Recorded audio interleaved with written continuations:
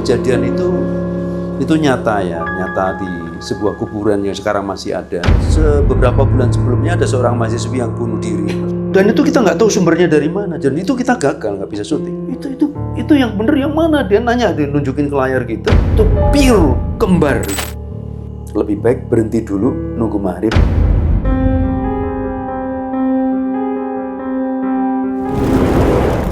Assalamualaikum warahmatullahi wabarakatuh. Salam sehat dan sejahtera untuk kita semua. Jumpa lagi dengan saya Retno Sutarto dalam Jagongan Mistis.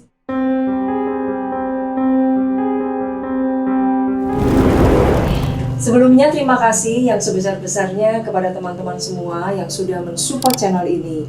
Semoga ini menjadi amal baik kalian semua. Semoga kalian senantiasa diberikan Allah kesehatan, rezeki yang berlimpah, serta kehidupan yang berkah barokah. Amin, amin ya robbal alamin. Teman-teman, kali ini Jagongan Mistis sudah kehadiran seorang tamu, seorang filmmaker dan juga sutradara, yaitu Pak Wim Badi. Pak Wim Badi. Beliau ini sudah lama berpengalaman di bidang perfilman di Indonesia, itu sejak tahun 1992 ya Pak? Iya. Jadi sudah hampir 21 tahun. Iya, 21 tahun. 21 tahun. Berarti sudah banyak sekali pengalaman beliau di bidang perfilman. Nah, oh iya, Pak Wim, apa kabar? Terima kasih. Sama-sama. Baik, terima kasih juga diundang di Jagongan Mistis. Iya. Luar biasa bagi saya.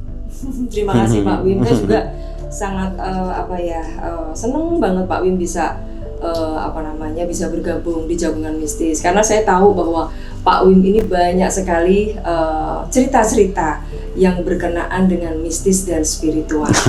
Nah, teman-teman, ada beberapa film garapan beliau itu yang berkenaan dengan horor.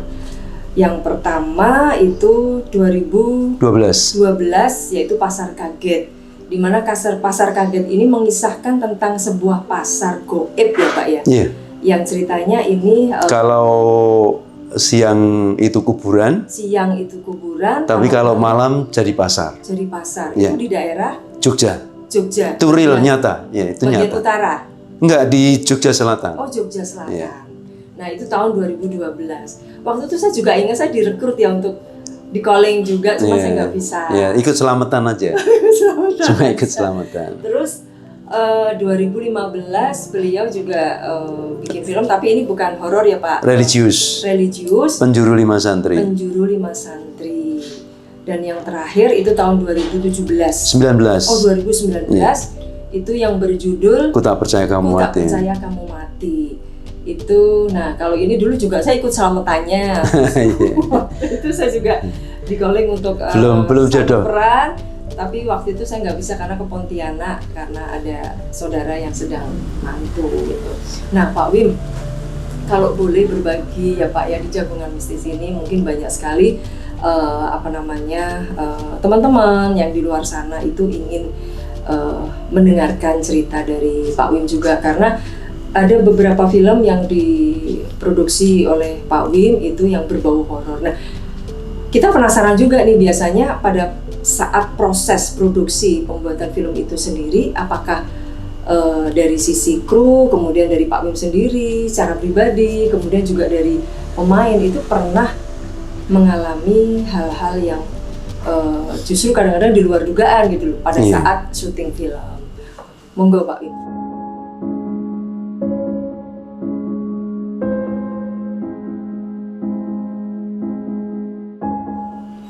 Itu kejadian di mengapa saya mengambil film saya pertama di Misteri Pasar Kaget, karena memang saya mau ganti judul apa, karena memang kejadian itu nyata ya, nyata di sebuah kuburan yang sekarang masih ada. Itu kebetulan dekat rumah saya, yang memang yang ngalamin orang banyak. Jadi misalnya tukang bakso itu di tempat itu begitu laris sekali dan habis gitu. Sadar-sadar setelah ada orang pencari rumput yang melihat tukang bakso di tengah kuburan. Kemudian dibangunkan, Tukang bakso juga kaget, kok tahu-tahu di tengah kuburan misalnya kayak gitu. Dan itu nyata sekali, baru mereka lari ketakutan. Kemudian yang kedua adalah ini kisah nyata juga ya, kejadian di kuburan itu juga tentang kusir andong. Nah, kusir andong itu yang nyopir kereta kuda itu namanya kusir ya. Jadi kusir andong ini sangat jelas itu ditumpangin seorang perempuan seusia mahasiswi gitu. Dengan sangat jelas dia nyetop, kemudian kusirnya menghentikan kudanya, kemudian dia numpang, kemudian diantar di satu tempat dan itu jelas rumah. Ada pintu gerbang rumah bagian depan, kemudian dia masuk dan sebagainya gitu. Nah baru jam 5 subuh itu ada orang mau ke masjid, kok melihat andong beserta kudanya ada di tengah kuburan itu, tercengang dia hanya ngelihat aja gitu dan itu masih hidup. Kebetulan beliaunya sekarang supir taksi. Dia hanya setengah heran, dia seperti mimpi, ini beneran atau jangan-jangan hantu gitu. Akhirnya manggil teman-temannya, ternyata benar, baru paginya. Karena secara logika kuburan itu pintunya kecil, hanya pas orang masuk ya. Kuburan-kuburan zaman dulu di Jogja itu pintunya kecil, hanya cukup untuk masukkan keranda gitu kan. Tapi kok andong bisa andong bisa masuk gitu kan. Nah akhirnya kan kesulitan nih untuk membuat keluarnya andong itu, akhirnya semua roda dilepas dulu baru diangkat keluar gitu kan. Dan itu kusir andong juga bingung karena memang ngantar betul seorang perempuan dan itu berkaitan dengan beberapa bulan sebelumnya ada seorang mahasiswi yang bunuh diri. Itu kisah nyata juga. Jadi urut-urutannya begitu. Kemungkinan besar hantu ini atau kuntilanak ini adalah dari mahasiswi yang bunuh diri itu, yang kemudian nyetop kusir andong itu, yang sekarang dia jadi sopir taksi. Kebetulan belum lama juga saya ketemu ngobrol dengan beliau, sekarang udah sepuh gitu. Yang mengisahkan tentang itu ternyata benar gitu. Terus ada lagi di kuburan itu juga namanya Pak Temu. Dia termasuk kesayangan keraton, dia ngurusin kuda-kuda di keraton, tapi dia juga jadi kusir andong kan, dia ngurusin beberapa kuda gitu. Nah pamit ke istrinya kalau mau cari pakan kuda gitu kan. Nah itu nyari pulang dari dia ke Beringharjo kan, dia cari uangnya kan dari Jalan Bantul ke Pasar Beringharjo, pulang jam 3 sore, kemudian biasanya dia terus kemudian cari rumput kan. Tapi istrinya ini heran gitu, sampai jam subuh nggak ada gitu, kok nggak pulang-pulang. Terus akhirnya malah istrinya beli pakan untuk ngasih pakan kuda itu, baru ketahuan paginya Pak Temu itu ya dia tergeletak di pintu kuburan itu, tertidur di situ dia. Dibangunkan oleh warga, dia baru sadar. Nah, itu yang mengapa saya tertarik membuat Pasar Kaget itu berawal dari kisah nyata seperti itu. Kisah, ya. Nah, kemudian misterinya begini gitu loh. Waktu itu saya syuting iklan, saya ngomong sama produser iklan, ngomong pada anaknya, Mas ini belajar sama saya, nanti kamu tak doain jadi produser gitu. Saya punya cerita bagus gitu. Itu tahun 2008. Ternyata 4 tahun kemudian anak ini masih ingat, Mas Im, saya ada dana. Cerita yang dulu Pasar Kaget itu masih enggak? Oh masih gitu. Kalau gitu besok saya pesawat jam 6, tolong saya dijemput di Jogja jam 7 gitu kan. Kemudian tak jemput, jadilah cerita yang akhirnya saya buat film itu dengan judul Misteri Pasar Kaget. Nah kemudian masuk ke banyak peristiwa kan. Banyak peristiwa selama syuting itu ya seperti misalnya gini, karena saya tuh kadang-kadang lupa juga, misalnya terlalu polos misalnya. Itu kan menggunakan kereta kuda ya. Kebetulan kudanya kebetulan namanya Tentrem, memang itu kuda milik keraton. Ya walaupun itu binatang, tapi kuda itu juga ada kuda-kuda yang memang boleh dibilang sakti ya. Jadi pernah itu adegannya Yati Surahman sama Barun Hermanto gitu. Nah, kita tidak pernah berpikiran bahwa mengapa kok kuda itu nggak mau maju ke depan gitu loh. Sama sekali begitu kakunya gitu loh. Bahkan itu akhirnya kita mencoba untuk diundurkan, didorong dengan sekian kru sampai semua kru terlibat. Tetap nggak mau gitu loh. Baru ada salah satu pemilik lokasi, namanya Pak Kerto itu, sudah sepuh. Langsung teriak, wah itu pakai bahasa Jawa, dong apa kowe ning kono? Pada ngapain itu di situ gitu kan. Jangan di situ gitu loh. Memang itu yang kalian lihat itu memang perempatan jalan biasa kecil gitu loh, tapi jangan di situ. Kamu kalau mau pindah nanti lancar itu. Ya kemudian kita memang akhirnya minta dibantu sama Pak Kerto itu berdoa, kemudian diminta berdoa waktu itu.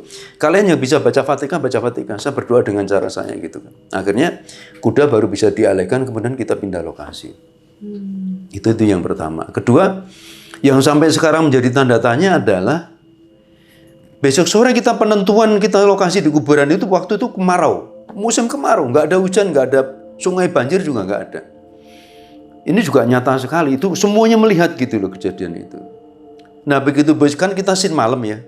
Kita callingan jam 5, semua ya make up kostum dan sebagainya, yang makan-makan, yang sholat-sholat, habis itu take gitu kan.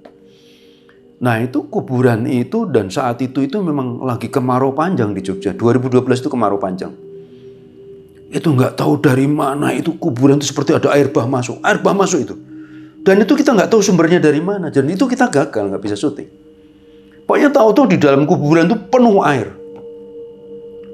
Kita juga waktu itu karena kebetulan saya juga banyak teman-teman Jakarta yang kurang begitu percaya dengan dunia seperti itu.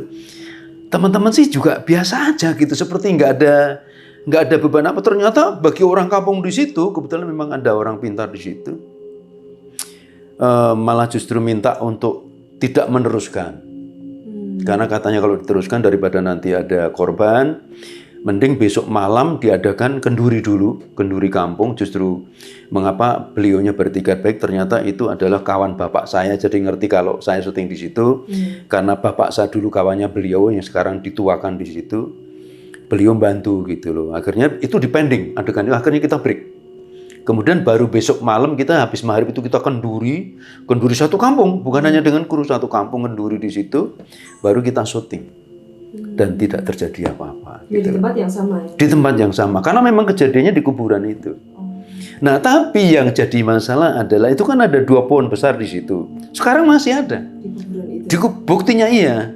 Nah, salah satu pohon besar itu namanya randualas itu mati sampai sekarang.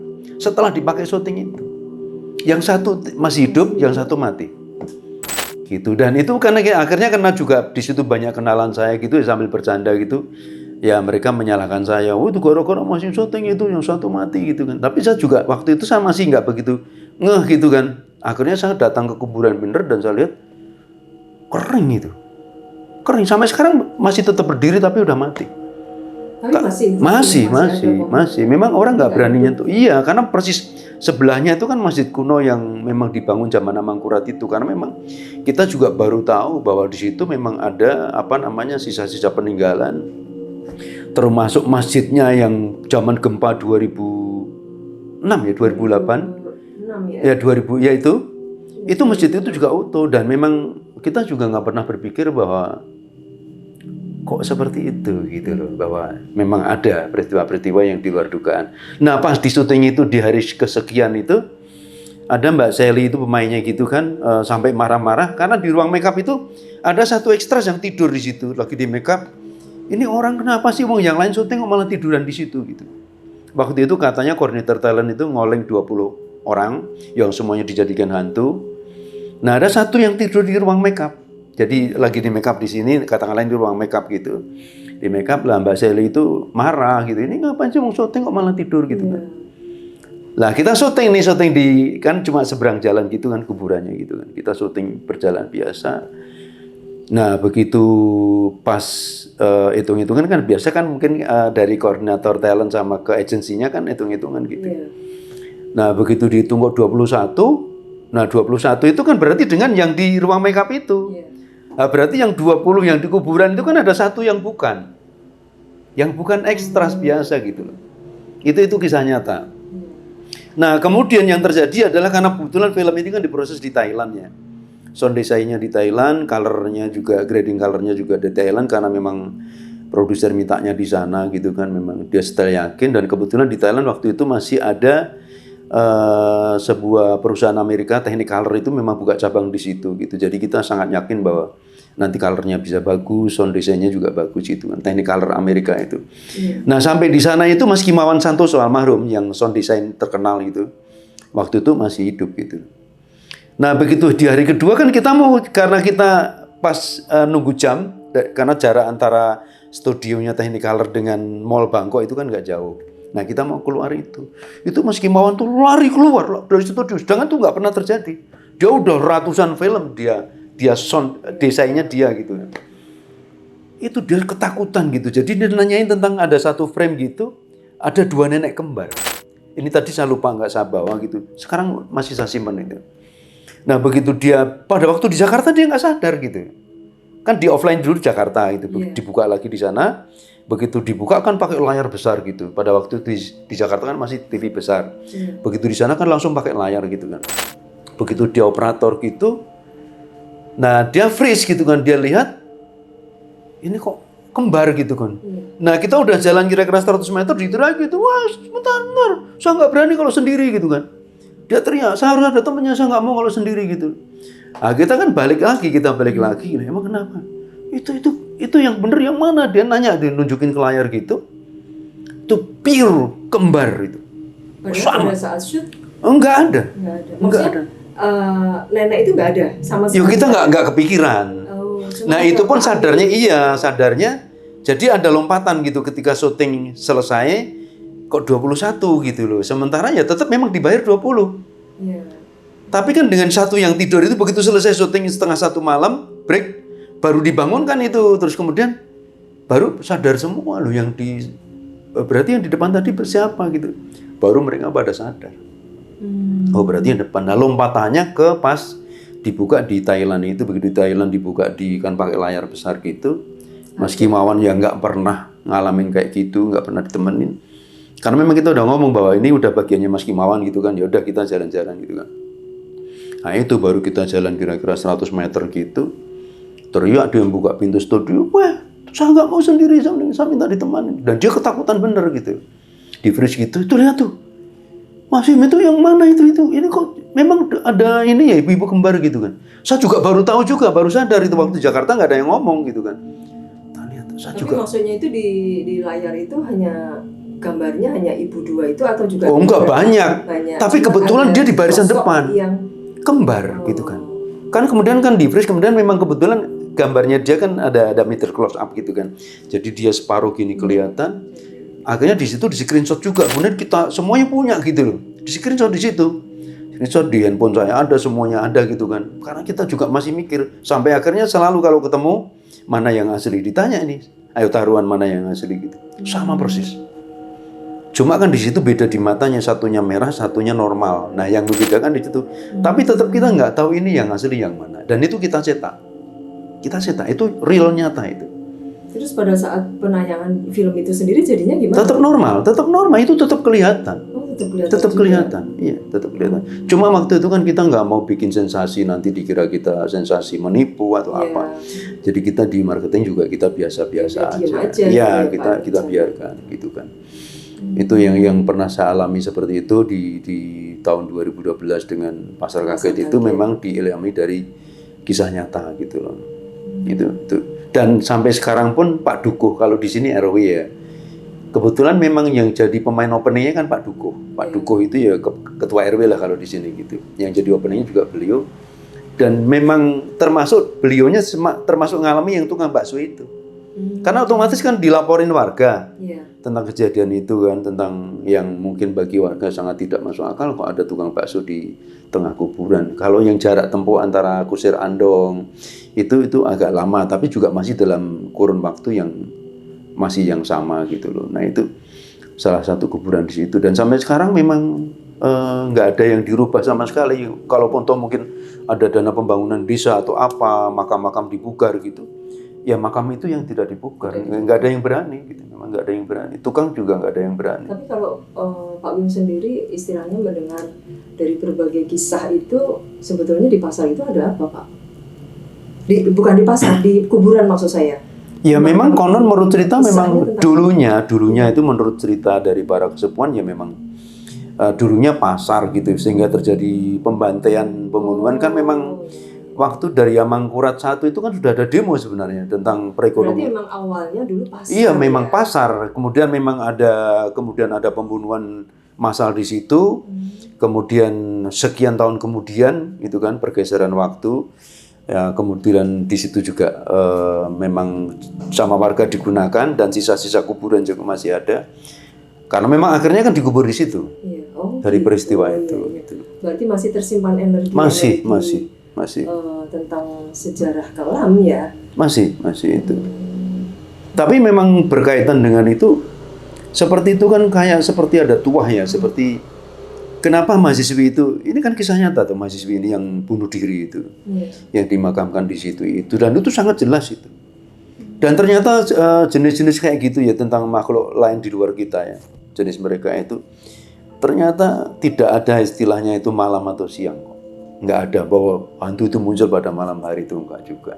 Itu kejadian sore, Kusirandung itu sore loh itu.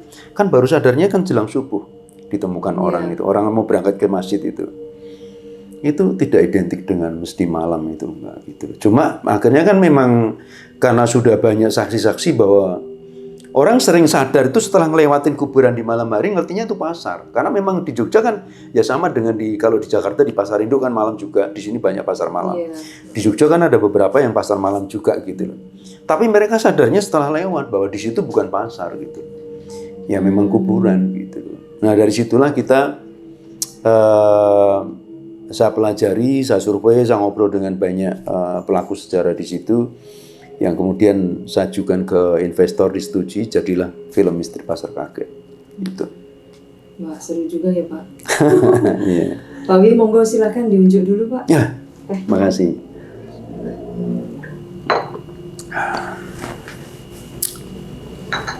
Nah kemudian Pak Wim, kalau yang film tak kusangka kamu mati. Aku tak percaya kamu mati. Ya itu gimana Pak ceritanya? Artinya pada saat produksi sendiri apakah juga mengalami hal-hal yang seperti Pasar Kaget gitu? Enggak, kalau itu kan memang gini ya, lebih ke pesan moral ya tentang arwah yang kembali karena ibunya lumpuh. Arwah itu pengen ngerawat ibunya aja, lebih ke media sosial. Makanya kan kebetulan ini baru habis kontrak dengan Astro Malaysia, kan dia tayang 2 tahun di Malaysia. Nah itu lebih ke memang ke edukatif, ke pendidikan. Jadi kalau horornya tipis sebenarnya itu, nggak terlalu. Kalau Misteri Pasar Kaget memang dari awal sampai dari opening sampai ke ending itu ya memang full horor. Dan itu kebetulan yang jadi tukang bakso kan Mas Polo Sri Mulat ya gitu kan. Ya itu dia sendiri juga ngalamin yang tadi itu, dan suatu ketika dia kan akhirnya dari uang itu kan terus nelaktir teman-temannya di warung gitu kan, karena dia punya duit gitu. Nah begitu pas mau dibayarkan ternyata bukan uang dan udah jadi daun kering. Itu yang main Mas Polo kebetulan, dan itu kisah nyatanya memang seperti itu. Jadi kita sebenarnya memindahkan, cuma kan kita kembangkan karena di situ kan ada kisah asmaranya gitu kan. Seperti itu. Baik. Nah Pak Wim, saya dulu pernah dengar cerita Pak Wim tentang apa itu di mau menjelang maghrib, gerimis, terus ada suatu kisah gitu di daerah mana tuh Pak? Di Bantul. Oh itu ya? di Bantul, di rumah saya, dekat rumah. Oh gitu, itu gimana tuh Pak ceritanya? Nah itu gini, itu tamu saya ya, tapi teman seniman juga dia. Itu kan udah tak ingetin persis menjelang maghrib itu kan mau balik ke rumah. Rumahnya deket sebenarnya 3 kilo lah dari rumah saya ke Kota Gede gitu kan. Karena saya masih ingat waktu itu kebetulan yang saya kan dulu kan dosen arkeolog UGM juga bersahabat. Berdirinya UGM pertama kali gitu. Jadi yang saya juga ahli dunia pewayangan, ahli sastra Jawa juga. Jadi banyak pelajaran yang diberikan pada saya dari kecil gitu kan. Termasuk misalnya menjelang maghrib. Pergantian waktu dari sore ke malam gitu kan. Itu kan bagi orang-orang Jawa dan ternyata juga bagi orang-orang Betawi masih banyak yang percaya juga. Sampai sekarang masih ada yang percaya. Jadi yang paling berbahaya pergantian waktu itu kalau jelang maghrib, kalau nggak ada gerimis atau hujan lebat sekalian nggak apa-apa. Hujan lebat, hujan besar ya, itu nggak apa-apa. Tapi kalau gerimis jelang maghrib, lebih baik berhenti dulu, nunggu maghrib selesai atau orang-orang selesai sholat atau apa baru jalan gitu. Nah saya udah bilang ke teman saya bilang tunggu maghrib dulu di sini gitu kan. Nah teman saya ini ya biasa kan karena dia seniman agak ini kan dia nggak percaya gitu kan. Nah itu dia sadarnya setelah besok paginya baru ketemu saya cerita dengan agak gemeter gitu. Karena istrinya juga, Mbak Ning namanya istrinya itu nyari-nyari kok suaminya nggak balik. Sementara di rumah itu dari habis maghrib ditungguin orang-orang yang mau beli. Kan kebetulan teman saya ini kan bisnis barang antik ya. Barang-barang antik kayak meja, yang meja-meja lawasan kuno gitu kan.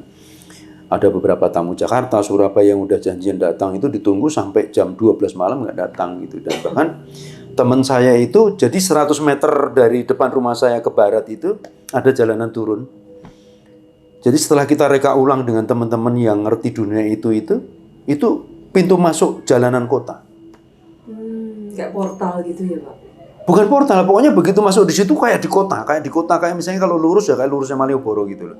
Ya, Kanan kiri lampu, iya kota. Goib. Iya, jadi dia luar biasa itu, dia asik aja, karena kebetulan dia pakai trail, dia juga hobinya nge-trail gitu kan, dan memang seniman ya dia happy aja, dia naik motor itu dengan happy dan dia setel yakin, karena terang benderang dia asik, jalan aja. Nah itu sadar itu dia, nah untung disadarkan nggak tahu oleh apa gitu, mungkin yang jagain dia gitu. Tahu-tahu di pintu gerbang Pantai Selatan gitu loh. Kan di Pantai Selatan tuh ada pintu gerbang, di situ harus membayar tiket ya, tiket masuk untuk motor berapa, untuk orang berapa gitu kan. Nah dia baru sadar di situ berhenti, loh kok saya kok di sini gitu kan. Nah baru dia baca Fatihah itu. Dia baru sadar. Dan itu yang akhirnya di hari kemudian saya bilang beruntung kamu sadar, kalau enggak ya enggak pulang gitu loh. Jadi itu jelas-jelas arah ke selatan. Nah kemudian jarak sekian hari kemudian karena saya penasaran, kan saya ngundang beberapa teman yang ada anaknya teman saya dari Solo itu kakak adik indigo gitu kan. Dan itu saya percaya karena masih kecil-kecil anaknya gitu.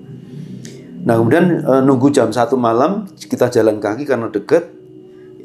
Jadi ada 5 indigo dari ponakan saya dan yang ada saudaranya, anaknya saudara saya, kemudian yang 2 dari Solo.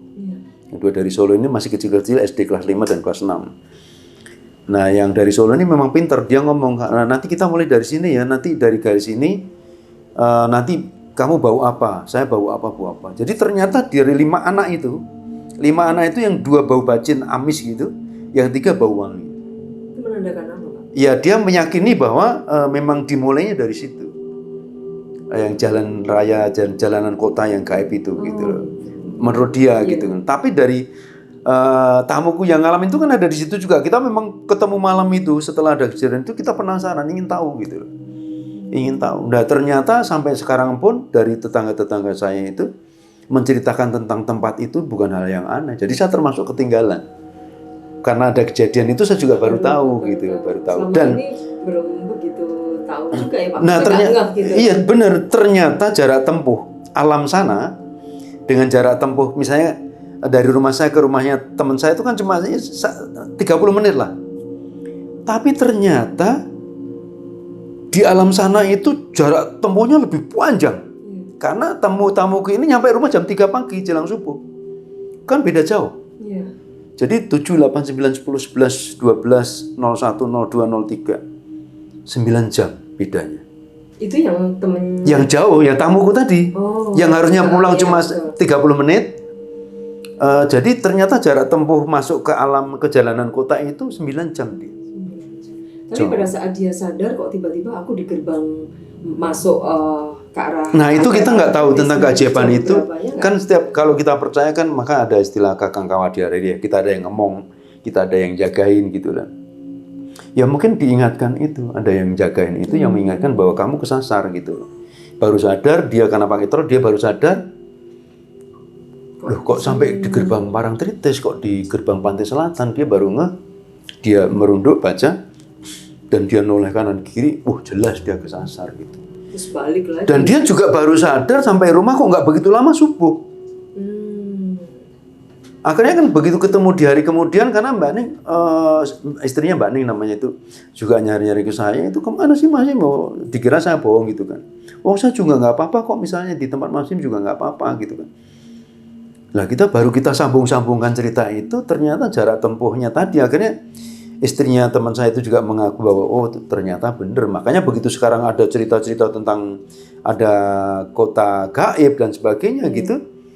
Saya bilang ke teman-teman Jogja kemarin langsung, jangankan itu di Kalimantan Selatan, di tempat kita itu ada. Saya bilang gitu.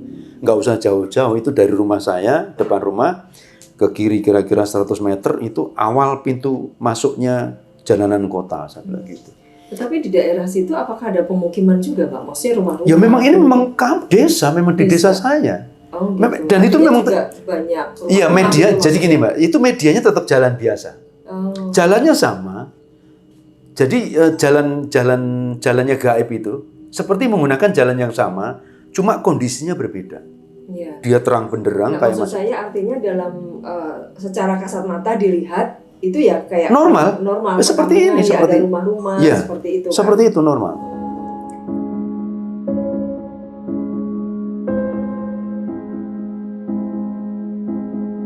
Oh ya Pak Wim, tadi saya juga awal-awal pada saat Pak Wim barusan datang di sini itu menyinggung soal cerita tentang sungai yang ada di Yogyakarta, yaitu Sungai Opak ya Pak ya. Yeah. Katanya juga mengandung kisah misteri yang yang sampai saat ini masih ada terus gitu. Itu kisahnya seperti apa Pak Wim?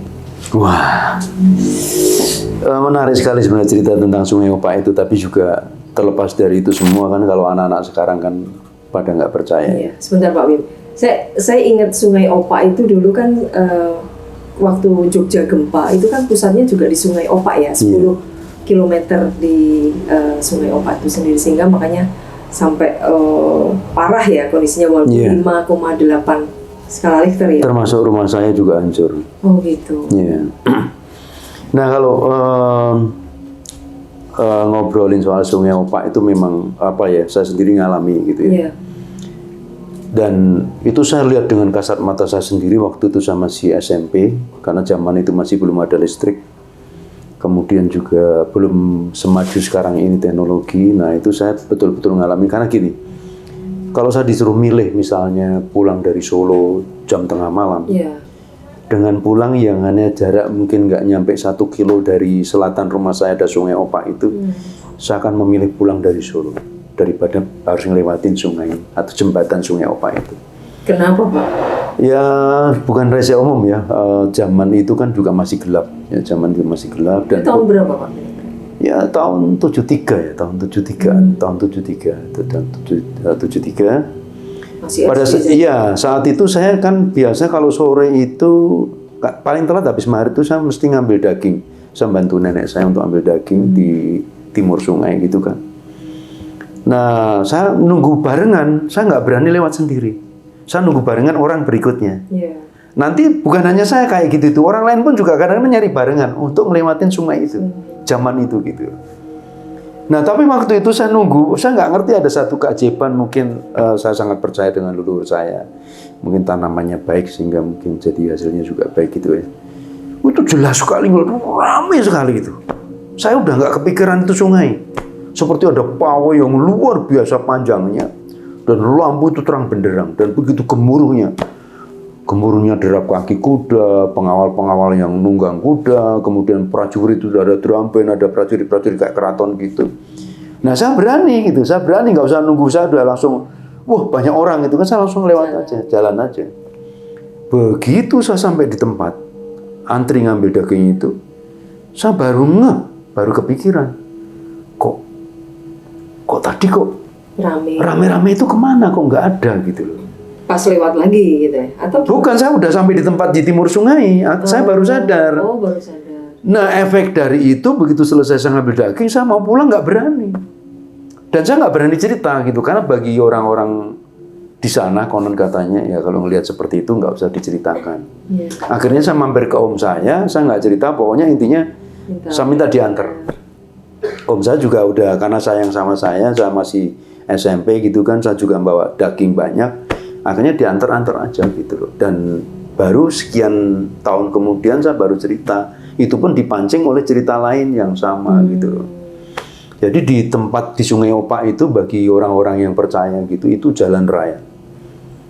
Ya kalau orang sekarang, kalau para sepuh atau orang-orang yang di atas saya itu, yang mereka umur sekitar 70-80 itu nyebutnya lampor gitu kan. Lampor itu jadi semacam konvoi atau pawai yang begitu panjang dengan warna-warni, sudah sangat luar biasa itu. Nggak kalah meriahnya, di situ lebih lengkap sekali dan panjang sekali. Sama seperti di jalan raya gitu. Nah itu orang yang punya lampor. Jadi memang Sungai Opak itu adalah jalan raya dari Gunung Merapi ke Pantai Selatan. Dan itu real nyata. Dan itu kan ketemu pertigaan-pertigaan sungai yang disebut dengan tempuran. Nah, makanya sampai sekarang pun bagi yang percaya itu banyak sekali orang yang melakukan laku atau prihatin. Kungkum ya. Ada juga yang kungkum, ada juga yang semacam semedi gitu. Ingin tahu sebenarnya di pertigaan ini terjadi apa. Karena menurut sejarah adalah di pertigaan sungai antara Gajah Wong dengan Sungai Opak adalah pertemuan Panembahan Senopati dengan Ratu Pantai Selatan. Awal pertemuannya di situlah, semacam sebelum ke Cepuri, gitu loh. Jadi ketemu pertama di situ. Makanya sampai ada tradisi sampai sekarang itu. Setiap Rabu Pungkasan di Rabu Akhir di bulan Rojab kalau nggak salah itu. Ya, kalau nggak salah di bulan Rojab itu, di bulan Rabu Akhir apa ya? Pokoknya ada bulan-bulan tertentu di mana ketika ini Nyun Sewu ya. Jadi ada satu kepercayaan, misalnya ada anak-anak yang belum nikah gitu kan, itu nanti mencari jodohnya di situ. Di pertempuran. Di tempuran Gajah Wong, di tempuran Sungai Gajah Wong dengan Sungai Opak itu, gitu loh. Nah, dan itu sudah banyak bukti. Cuma perkembangan kemajuan zaman yang sekarang ini kan hanya sedikit yang percaya, terutama adalah kalangan-kalangan yang ada di pedesaan itu masih mempercayai seperti itu. Tapi anak-anak yang modern yang udah dengan teknologi IT sekarang udah nggak percaya seperti itu. Tapi sebenarnya ada di malam-malam tertentu masih ada 1-2 yang kita temukan itu yang masih melakukan seperti itu. Lelaku ya Pak ya? Iya, lelaku. Itu masih ada. Jadi saya ulangi lagi bahwa memang ya itu memang secara kasat mata memang sungai gitu. Tapi memang bagi mereka alam lain, bagi makhluk lain, ya itu jalan rayanya. Gitu. Ya sama kok sebenarnya kalau dari cerita yang berkaitan dengan tadi kota yang menuju ke pantai selatan yang tamu saya itu, di alam lain itu ya kotanya sama dengan kota manusia. Yeah. Cuma yang saya herankan adalah bahwa makhluk itu menggunakan media juga yang sama. Kalau misalnya itu sungai, ya sungai itu jadi jalan raya. Kalau yang jalan yang tamu saya yang kesasar sampai rumah akhirnya jam 3 jelang subuh itu juga medianya tetap jalan raya. Tapi itu jalan lain, jalannya alam gaib gitu loh. Walaupun itu juga secara kasat mata orang yang tidak masuk dalam dunia itu ya jalan normal biasa gitu loh. Nah, cuma memang menurut kepercayaan memang ya itu tadi bahwa ada malam-malam tertentu, ada hari-hari tertentu di mana orang-orang melewati jalan itu atau prajurit jalan itu. Makanya pada waktu peristiwa ada namanya Pagebluk dulu yang ada namanya wabah tikus. Ini berkaitan juga dengan sungai. Sempat petani-petani Jogja itu tidak panen sama sekali. Hancur sama sekali, tidak. Kemudian kan bagi orang-orang tua di sana kan penasaran gitu. Yeah. Kalau hanya tikus kenapa sampai habis? Itu benar-benar semua petani itu dirugikan besar. Jadi misalnya dipanen gitu, jadi di luarnya ada padi itu hanya kosong, nggak ada berasnya. Kosong gitu loh. Nah, bagi orang Jogja, bagi orang Jawa Tengah kan ingin tahu itu apa sebenarnya. Iya, kenapa gitu. Bagi orang-orang sana, bagi orang-orang tua di sana, akhirnya ada namanya prihatin mereka melakukan semacam tapaki itu. Menurut cerita para kesepuhan, itu begitu banyak sekali orang-orang dan terutama lelaki-lelaki yang kuat itu membawa karung-karung beras itu, sama merinding saya itu, menuju arah selatan semua. Secara kasat mata itu tikus. Tapi ternyata bagi yang pernah melihat dengan laku, itu bukan tikus. Jadi semua seperti, wah itu ribuan itu. Seperti prajurit yang memang semuanya ngangkut, ya itu jadi karung-karung goni itu dibawa ke selatan. Dan itu bukan 1-2 orang, bukan sesuatu yang seperti kalau sekarang ada hoa apa. Orang dulu nggak kenal kayak gitu. Orang zaman dulu itu nggak ada yang main playing victim kayak kasus-kasus sekarang ini, nggak ada.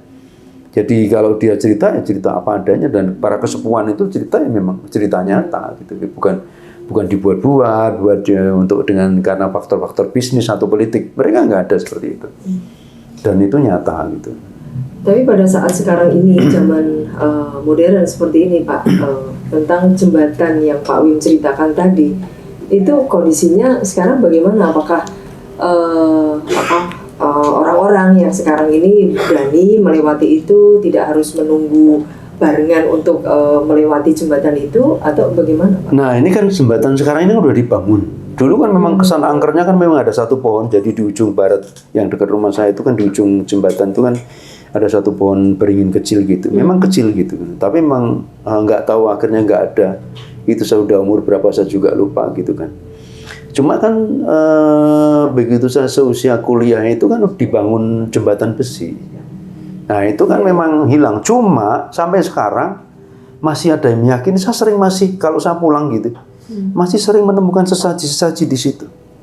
Nah saya tidak tahu sesaji itu dari mana karena kalau kita mau merunut sejarah kan ya Islam Hindu kan sebenarnya masih nempel. Masih bagi para sesepuh itu sebenarnya bukan Islam murni yang dari kebudayaan sana itu Timur Tengah itu, bahwa Islam Hindu itu masih banyak.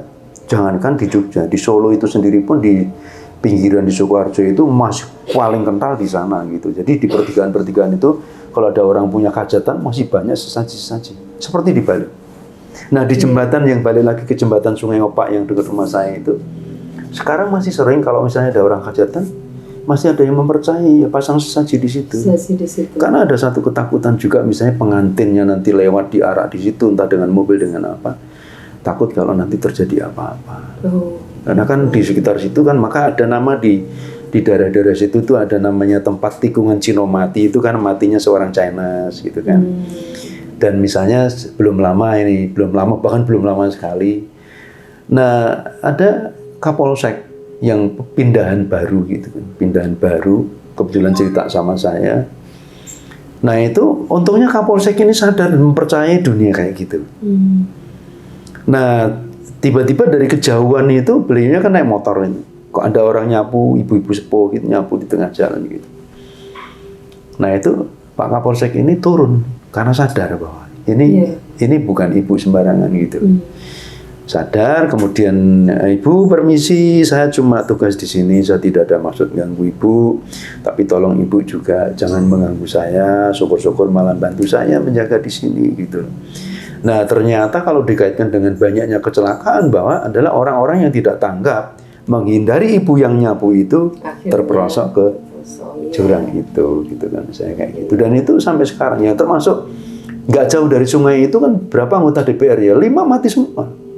Dan itu memang ngertinya itu juga jalan itu, jadi nggak ada istilah sopir ngantuk atau apa gitu. Nah cuma sekarang ini kan orang jadi semakin ngerti ya untuk berhati-hati, bahkan termasuk anak-anak yang seperti ponak-ponakan saya yang udah modern sekarang ini pun ya karena saya wanti-wanti ada tempat-tempat tertentu di mana kamu ya percaya nggak percaya bunyikan klakson atau batin permisi atau baca Fatihah atau apa untuk keselamatan kamu. Perkara yang lain tidak percaya ya monggo, tapi memang itu kayak ketagihan. Jadi sebenarnya tempat-tempat kayak gitu itu semacam kayak tuah ya, kayak aura itu kayak nyedot gitu. Jadi namanya ketagihan. Ya selalu ada aja gitu. Terus tadi gimana Pak Wim lanjutan dari cerita Sungai Opak tadi? Nah kebetulan di sekitar Sungai Opak itu dulu kan memang ada namanya, kebetulan selatan rumah saya itu kan dulunya zaman Sultan Agung itu kan memang dibikin semacam, kalau sekarang danau ya, danau kecil gitu ya. Danau buatan maksudnya? Danau buatan, bukan danau kecil, danau buatan gitu kan. Nah itu maka mengapa sekarang disebut dengan nama Segoro Yoso itu, karena Segoro Yoso itu buatan Yasan, Segoro itu ya lautan gitu kan. Nah memang percaya nggak percaya misalnya seperti itu, bahwa makhluk-makhluk seperti itu memang sangat senang sekali dengan, entah kita juga nggak tahu ya kenapa senang dengan daerah-daerah yang ada airnya gitu kan. Maka sampai mengapa ada orang tua bilang kalau malam hari jangan sampai ada keran atau tutup padasan yang menetes gitu dan sebagainya, karena makhluk itu nggak tahu kenapa misalnya senang dengan main air atau apa gitu kan. Nah berkaitan dengan itu kisah tentang ada tetangga saya waktu itu masih SD kelas 6, cowok gitu kan, hilang, sama sekali hilang, udah usaha macam-macam lapor polisi gitu kan.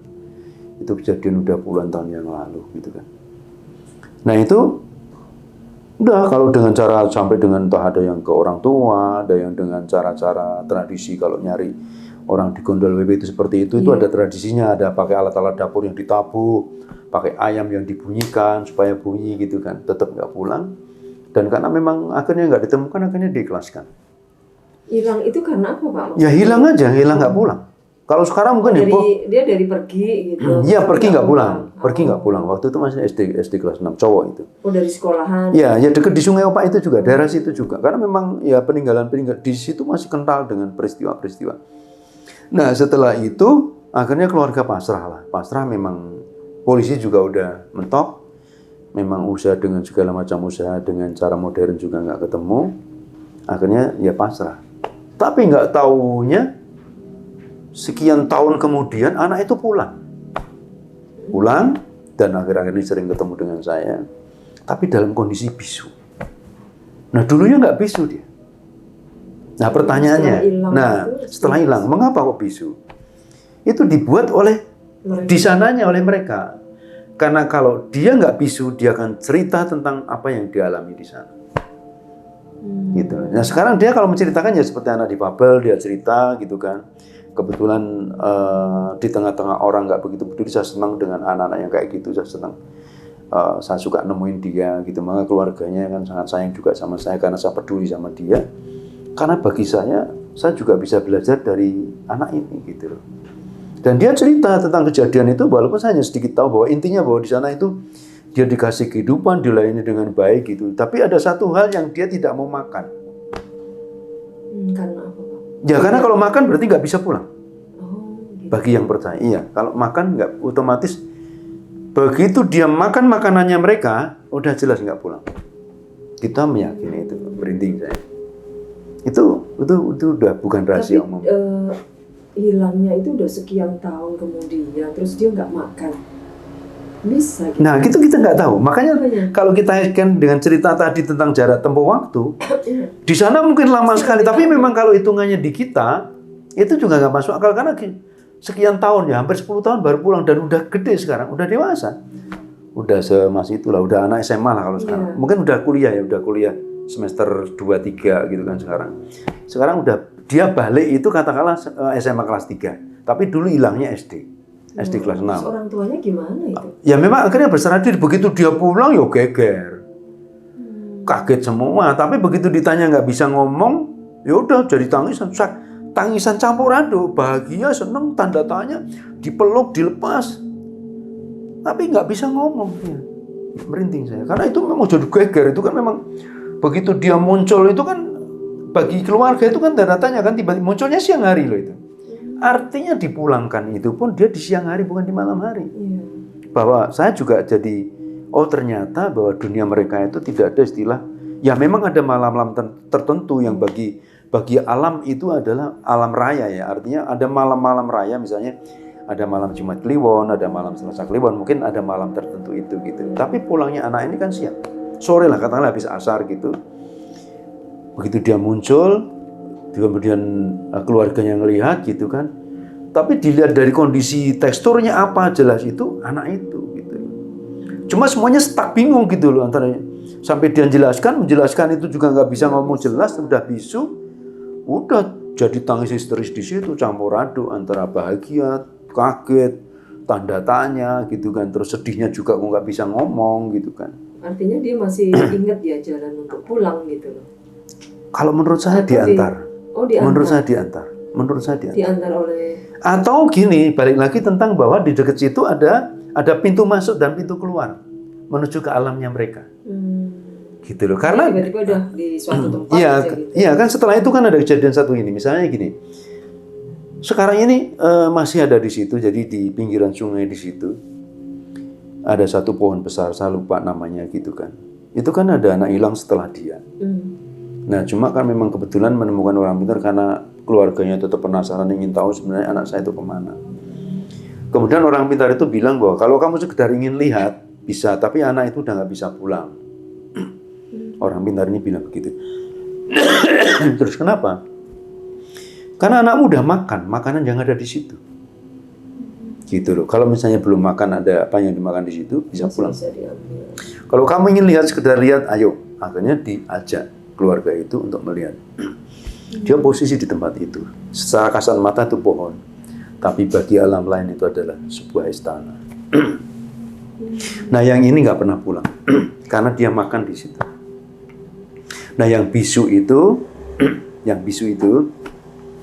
karena dia nggak mau makan. Nah, ini berkaitan dengan itu akhirnya saya jadi punya satu materi yang sekarang masih saya tulis adalah kisah itu juga tentang mengapa anak itu jadi bisu gitu. Nah akhirnya kan memang karena kalau nggak bisu dia akan menceritakan semua kejadian di sana. Nah di sana seperti apa? Itu ya memang glamor juga bahwa dunia mereka lebih maju. Iya. Juga pernah dengar sih ya kayak kota Saranjana lah apa itu kan juga kota yang sangat maju gitu. Dan itu teknologi di sana ya suka tentang gemerlapnya lampu-lampu, jalanan kota. Seperti tamu saya tadi yang saya ceritakan sebelumnya itu memang benar-benar kota. Dia cerita itu kota. Dia pokoknya dia hanya cerita mirip zaman itu Malioboro itu udah paling terang itu dan lurus. Bagi dia kan fun-fun aja, asik naik motor trail dengan kecepatan tinggi, wuss gitu. Karena memang merasa dekat rumahnya gitu. Ternyata jarak tempuh itu menjadi lama sekali gitu. Kenapa 9 jam dia baru nyampe rumah. Sadarnya, jadi katakanlah 8 jam di perjalanan itu, 1 jam pulang dari Parangtritis ke rumahnya Kota Gede. Seperti itu. Jogja, Jakarta, sama naik kereta dulu 9 jam. Nah makanya kan gini ya, saya pernah ada salah satu pemain kita yang sebenarnya juga ngerti dunia itu. Maka mengapa banyak sekali kejadian misalnya gini, dan itu pernah terjadi dengan kasus yang diracun itu kan. Maka kalau kita pesan pada saudara-saudara kita, anak-anak kita ketika disuguh atau dikasih minum orang di mana yang apalagi nggak kita kenal, itu kan kita nggak boleh langsung minum. Kalau untuk diterima aja, jangan ditolak dengan sikap yang tidak baik, tapi diterima kemudian dilihat, dan itu difilmkan di Amerika juga. Memang kelihatannya itu menjadi sebuah film yang berteknologi tinggi, misalnya kayak film Lucy. Film Lucy itu banyak mengajarkan tentang kehidupan sebenarnya. Memang itu teknologi dan itu ngetop sekali, box office itu. 2000 berapa ya, udah sekian puluh tahun yang lalu beredar, ini baru mau dibuat lagi yang kedua. Jadi dia mengajarkan ketika dia di pesawat, bahkan di pesawat, dia dikasih minum oleh pramugaranya, cowok itu, dia lihat dulu. Dia udah sangat hati-hati, dan itu ajaran itu juga diajarkan sebenarnya lebih dulu oleh orang-orang Jawa kita sebenarnya.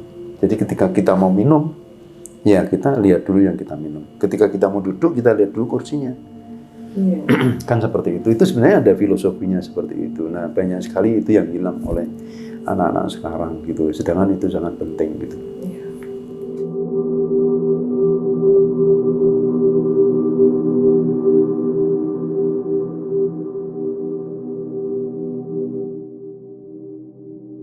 Baik, terima kasih ya Pak Wim atas waktunya, sudah banyak bercerita nih tentang kisah-kisah sama-sama misteri, kisah-kisah horor yang kejadiannya itu banyak di Yogyakarta. Banyak.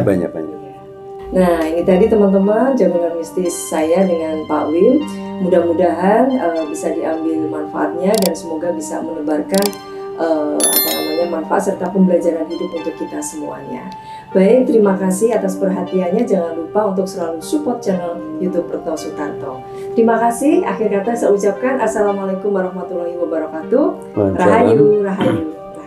Terima kasih ya Pak Wim. Sami-sami.